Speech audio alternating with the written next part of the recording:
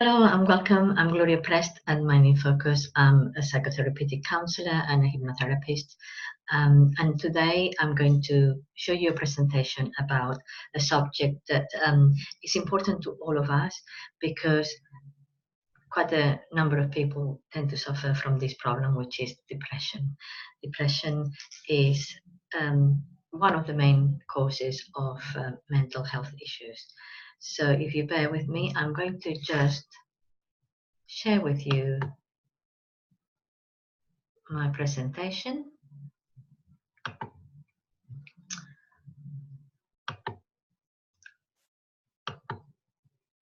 And here we are. Depression is sadly more common than we would like it to be, but it doesn't have to last. Now, this talk I'm going to give you, this presentation is part of my Essential Psychology for Everyday Life series, in which I aim to give easy to understand facts about the mind and mental health, and to give you essential knowledge of how to make the best informed choices about what to do should you need help, or how to support others around you that might need the help. So we're talking about depression, and this is what I want to show you is what I believe you should know about depression, and how to help yourself to avoid it or to recover from it. So the first thing to understand is that depression is sometimes perfectly normal. Having a low mood, feeling down, feeling what we express as depressed is part of the human experience, and is sometimes, as I said, perfectly normal. Feeling low or even depressed for a short period of time is not the same as having clinical depression. To be diagnosed as having clinical depression, you would have to have quite a lot of the symptoms of depression for a persistent period of more than 2 continuous weeks. So, as I said, it is very predominant. Depression is the most predominant mental health issue worldwide, and is the second leading cause of years lived in disability. Therefore, it is important to understand about this condition and how to help or to avoid it. Right. It is likely to affect you or someone you know, someone close to you at some point in your life. And this is because depression often um, comes as a result of going through traumatic events in your life. It could be divorce or bereavement or nasty breakup. Redundancy could be about physical trauma. You've been involved in a nasty accident. It can be just sheer exhaustion or illness, chronic or otherwise. Um, and depression is not just in your mind. When people are depressed, depression is just not in their minds, it's in their body as well. In the body, there is a series of symptoms and physical sensations that accompany the low mood. And these can be lack of energy, slower movements than usual, feeling heavy. Some people described as having like a big weight upon their chest, physical discomfort, and explains aches and pains. I had a client who described if somebody was holding a hand tight to their neck. There are also changes in appetite. Some people completely lose their appetite when they're depressed. They can't eat and they lose weight. Some people, to the contrary, will comfort it and will constantly eat and they can't stop and put a lot of weight. So it could be also disturbed sleep. They can't sleep at all, or they just want to sleep all the time, and low sex drive. There is no particular strict way of feeling it or sensing it. Everybody will be different and may have different symptoms. Um, the reality is, as unpleasant as it is, depression has a point to it. Depression has an evolutionary value. If we think that all of the feelings and emotions that we have as part of a human repertoire of emotions, they all have a reason to be there. And depression is not any different. If we look from an evolutionary point of view, what would be the value of it? Well, it could be considered as the body or the mind enforcing a period of physical rest. Because when we're depressed, we're less willing to be active and to go out there. And this is good when we're recovering from illness or injury. So if you're feeling low and lack of energy and apathy, then you'll stay still most likely, and that gives the body time to start recovering some of the energy, because the energy resources have been depleted. That's one of the reasons that why depression might exist. Also, it's been proposed that in places like in the Arctic Circle, where there is a very common occurrence of people being depressed in the winter, is assumed for lack of light. But from an evolutionary point of view, it is an advantage to feel low and depressed in the winter when it's so dangerous to be out there, because you go out there just happily and freeze yourself. So there might be a reason why that has evolved. And so depression in some cases can be what stops the body from reaching the point of death by exhaustion, because actually exhaustion is one of the causes that actually can there is a risk of people literally having a heart attack and fall dead. So that would be what we could infer as the value of depression, although it's not a nice thing to have, and it's not something that you need to think, okay, you know, I'm just going to have to put up with it.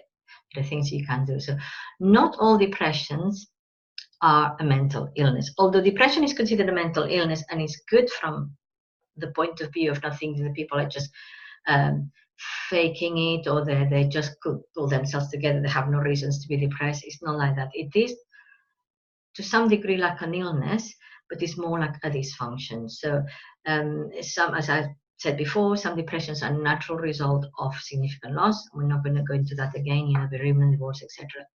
But unless the depressions or the different types of depression are part of another mental illness, most depressions are just temporary dysfunctions of the mind. A normal healthy function can be restored, sometimes with help and sometimes without any external help. So as I said, it can be part of something else. It can be the result of inflammation in the body. There is a direct link between inflammation in the body and depression. There is a direct link between inflammation in the gut and depression and anxiety. So looking after your gut is essential. You might be doing all sorts of things, but if you have inflammation in your gut, you might not be able to get over that. So you need to look after your gut and after your health generally. Chronic self-criticism, to constantly put yourself down, to self-talk yourself on how stupid you are, how bad you are, how everything is bad for you, how you're never going to manage to do anything, how all this constantly negative talk, I shouldn't do this, I shouldn't do that, I shouldn't feel this way, that is a cause and a mechanism for maintaining depression. Another thing is perfectionism, because if you constantly trying to achieve something which is not achievable and you feel bad about yourself for not achieving it, you might be falling into the self-criticism sort of trap and create depression and maintain it. But also it can be part of something else, such as a bipolar disorder. So in this brief illustration that I've created is just to show you that for most people, the natural rhythm of life of feeling up, feeling high and feeling in low mood is just like a wave that goes up and down. You feel up and then something happens, you go down and then you feel up. There is no one that has a stable high all the time, or even a stable low all the time, unless they're in deep depression. Now, for most people have up and down, something happens, things dip a little bit and then start climbing up, and then you just got the normal up and down.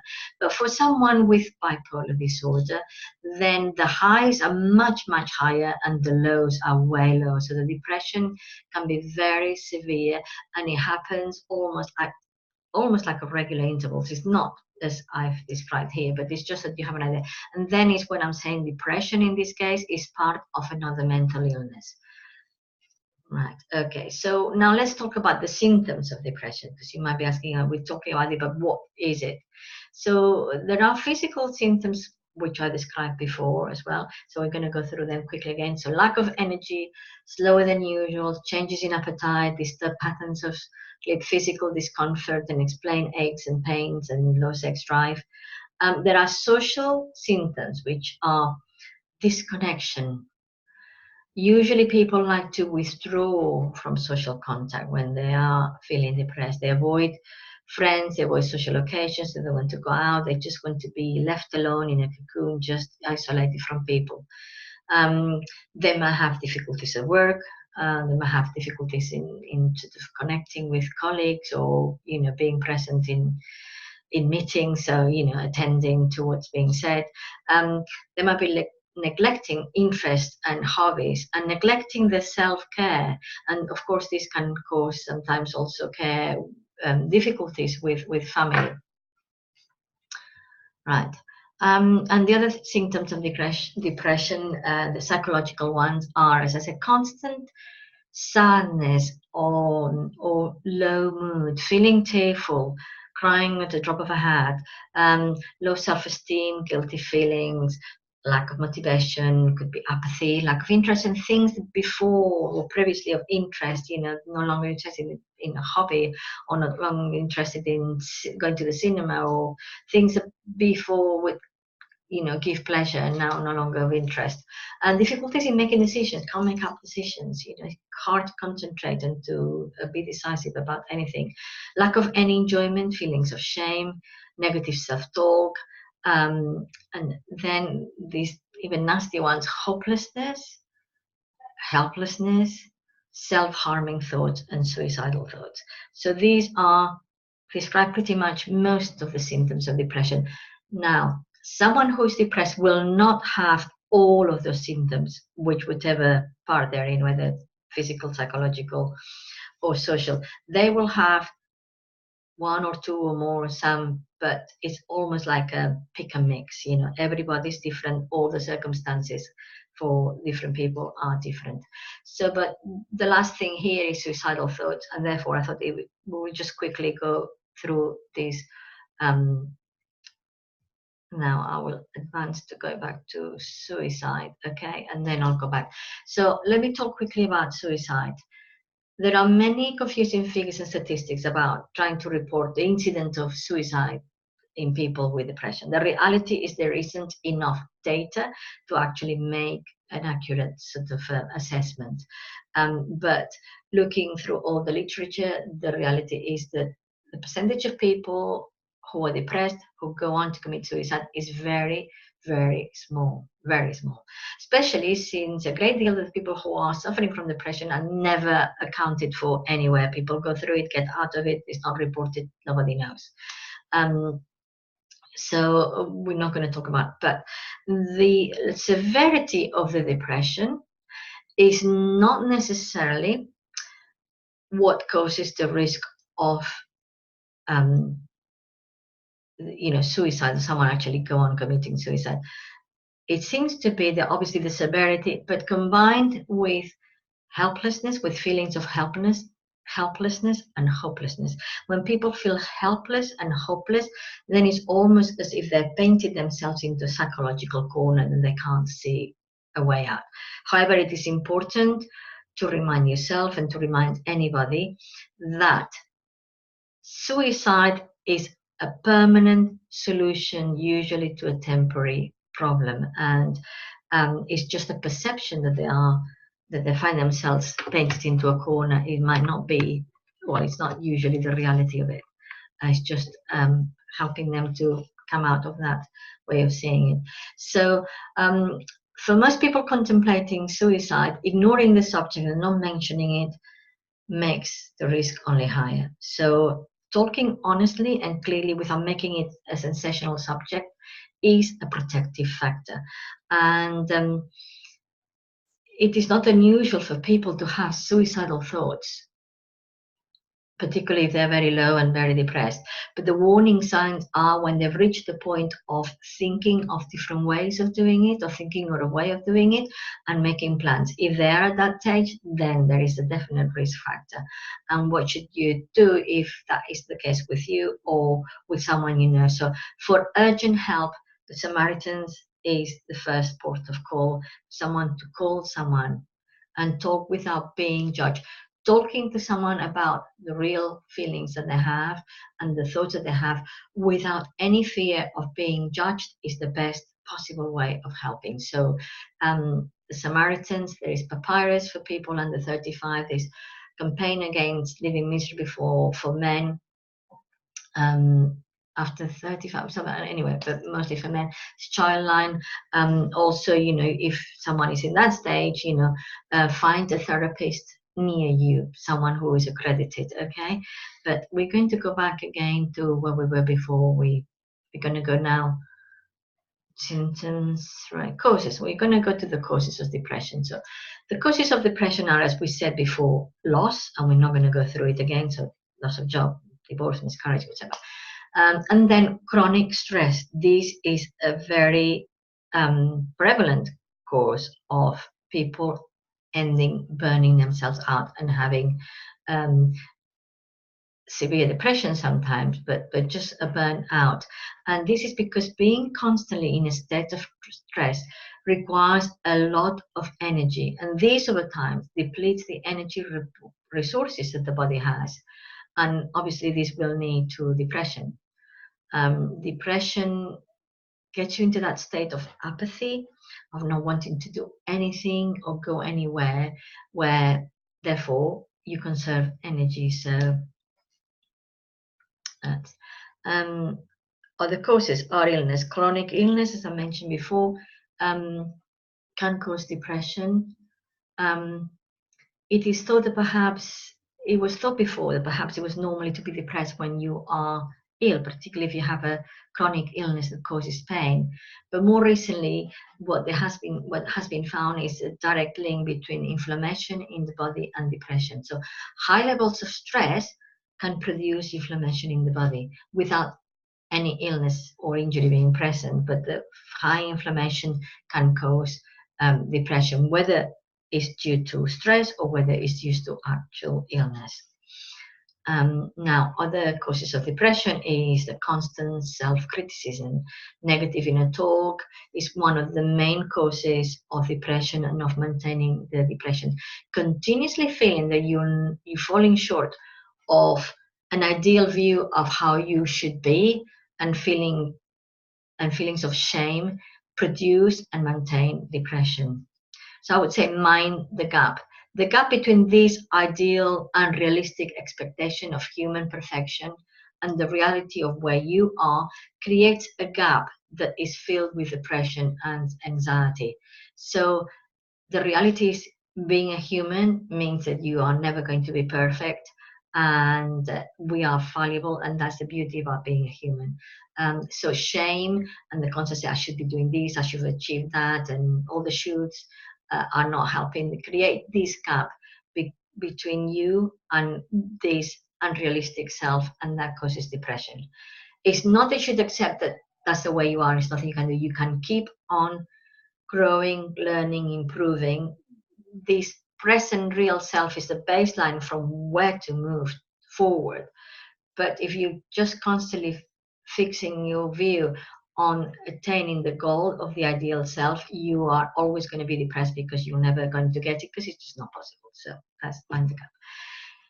So who is at risk of depression? Now, as we said before, it can happen to anybody according to what happens in their life. So the development of depression will depend on the risk factors combined with the life events. So a known risk factor, if not addressed, is suffering from childhood trauma or neglect. This is a known risk factor for depression in later life.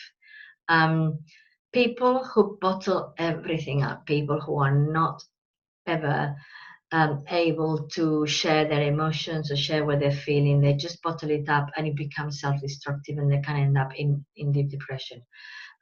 People with a family history of depression. Now, family history of depression might have might be a higher risk of depression, but that is not necessarily because there is a genetic predisposition. There is not a gene that says you're going to be depressed as such, but mostly it's because children absorb in their early years a depressive style of thinking that comes from their family. This, I'm not good enough, everything is bad and the world is terrible. This kind of thinking that is acquired and absorbed as the normal way to be, which is not, is what will predispose someone to be depressed if they come from a family with a history of depression.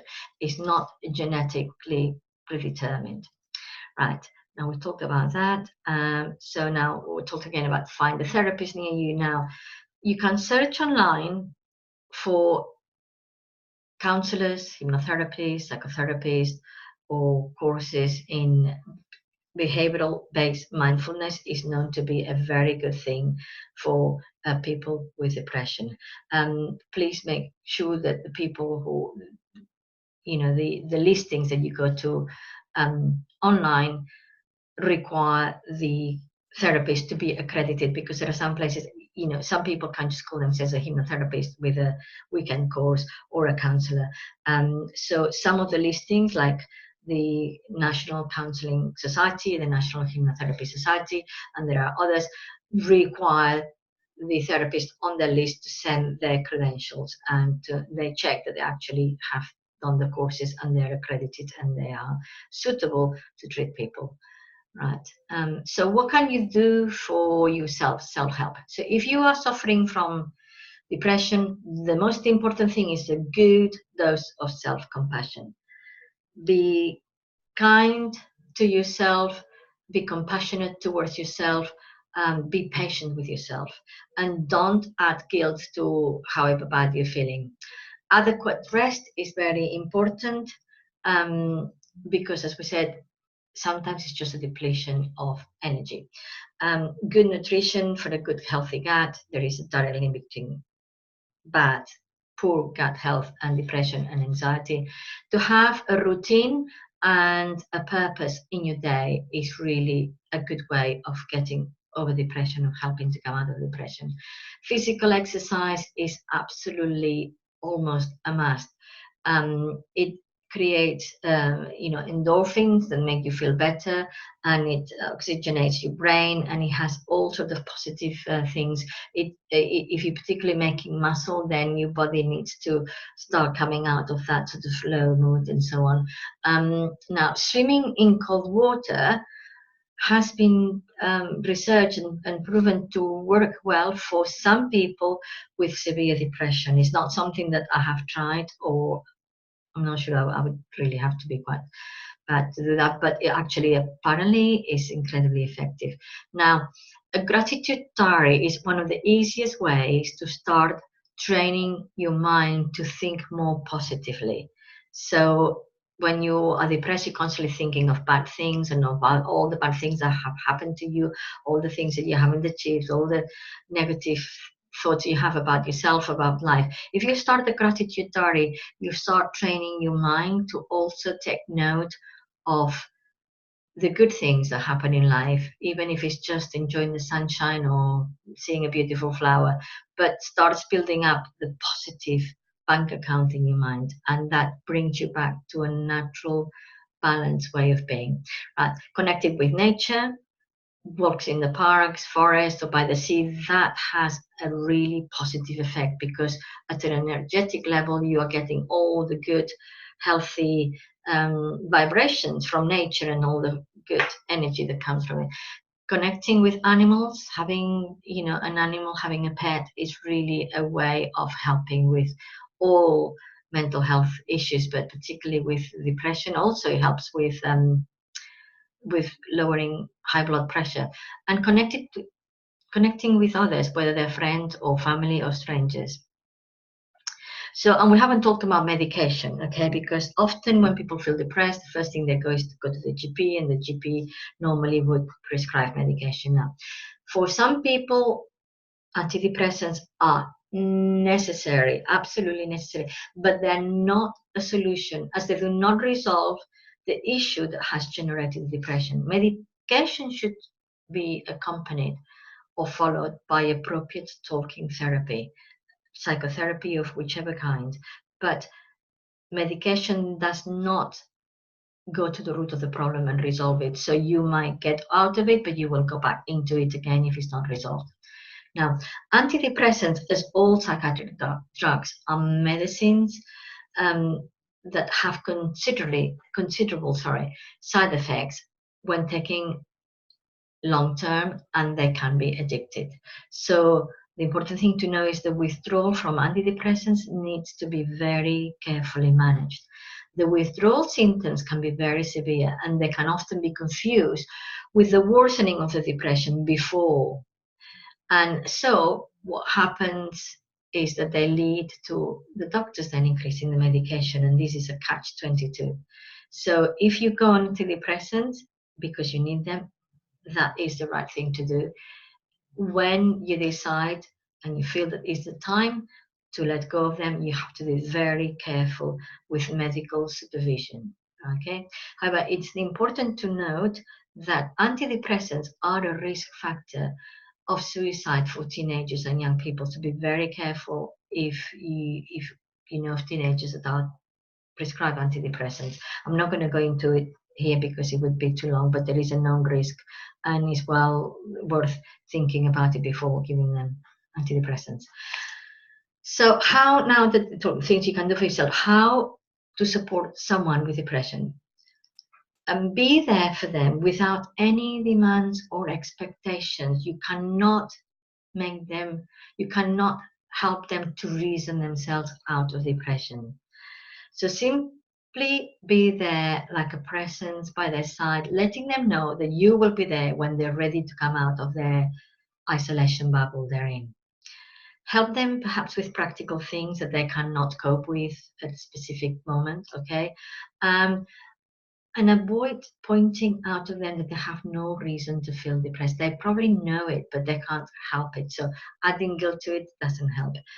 So just be there, just sit. And if you look at the children's stories, sometimes like you know, in Winnie the Pooh stories, you know, with Eeyore, who is normally sort of feeling bad or feeling depressed and things, you know, the friends are just there accompanying him, and that's sometimes all the people need. So for more information or to contact me, please contact me at Gloria Prest, gloria.prest@hotmail.com for one of my emails, or at gloria@mindinfocus.co.uk. You can phone me, or you can directly book a free consultation, but there are plenty of places where you can find help, and you can do a lot of things to help yourself or to help someone without the need of going to a therapist. So I hope that you have found this informative, and thank you for your attention today. And goodbye.